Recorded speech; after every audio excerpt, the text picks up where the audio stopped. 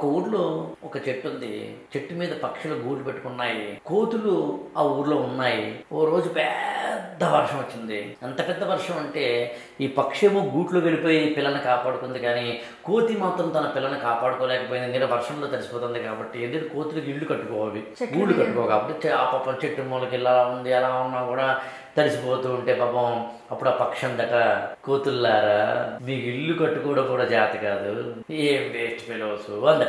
ఎందుకంటే తనకేమో మంచి గూడుంది, వర్షంతో కాపాడుకుంది, వాడికి లేదు కాబట్టి. అది అయిపోయిన తర్వాత వర్షం అయిపోయింది, బాగా హాయిగా అంత వాతావరణం కూల్ అయింది, మంచి ఎండ వచ్చింది.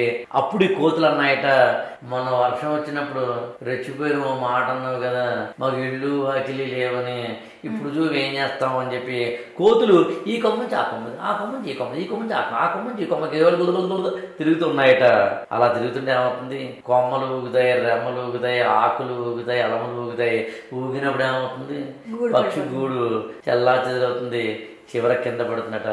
అందుకని ఏమన్నారంటే, నీకు సిచ్యుయేషన్ బాగున్నప్పుడు నోరుని అదుపులో పెట్టుకోవాల్సిందే.